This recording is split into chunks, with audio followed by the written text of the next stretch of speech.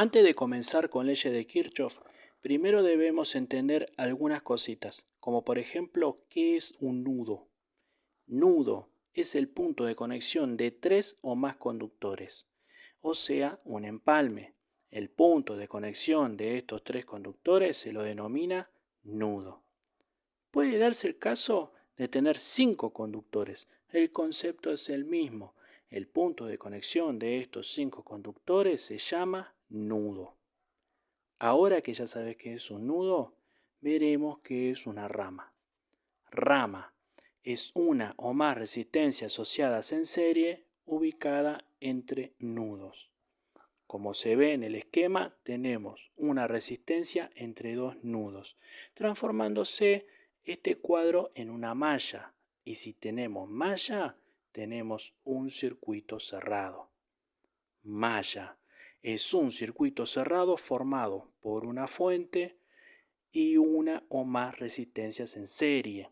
En este caso, observamos dos resistencias que están en serie.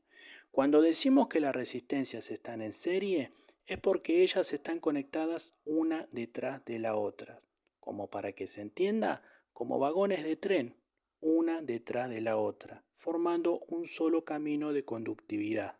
Se conectan una detrás de la otra, a diferencia de este otro caso donde las resistencias se conectan para que se entienda como cuerdas de guitarra. A este tipo de conexión lo llamamos paralelo y es como se realizan las instalaciones eléctricas en nuestros hogares.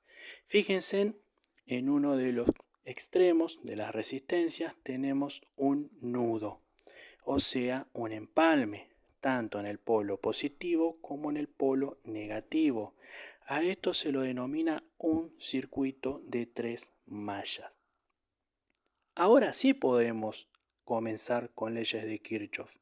Primera ley de Kirchhoff o ley de corrientes, y esto hace referencia a las conexiones en paralelo. Y dice, la suma de las corrientes que entran en un nudo es igual a la suma de las corrientes que salen de ese nudo. Supongamos que las flechas son cables conductores y el punto violeta es un nudo, o sea, un empalme. La flecha que vemos representando a I1 es la que mayor amperaje tendrá. Al ingresar en el nudo, todo ese amperaje se va a distribuir en I2, I3 e I4, cumpliendo así con la primera ley de Kirchhoff. Por ejemplo, si tenemos que por I1 pasa una intensidad de corriente de 3 A, al ingresar al nudo, esta se va a distribuir en I2 1 A, I3 1 A e I4 1 A. 1 más 1 más 1 dar como resultado 3, cumpliendo así con la primera ley que Kirchhoff nos plantea. Se puede hacer miles de ejemplos. Le voy a mostrar estos dos ejemplos donde representé un empalme de 3 conductores del lado izquierdo y un empalme de 5 conductores del lado derecho, donde en el caso de 3 A tenemos que I1 lleva una intensidad de corriente de 6 A. Cuando entra el nudo vemos que salen en I2 3 A y en I3 3 A. 3 más 3 es igual a 6, cumpliendo así con la ley. Del lado derecho vemos que ingresan dos corrientes al nudo, que es I1 e I2. I1 con 4 A y I2 con 6 A. Al ingresar al nudo vemos que salen I3 con 5 A, I4 con 2,5 A e I5 con 2,5 A. Si hacemos las sumatorias de I4, I3 e I5, nos va a dar igual a 10, cumpliendo así con la primera ley de Kirchhoff.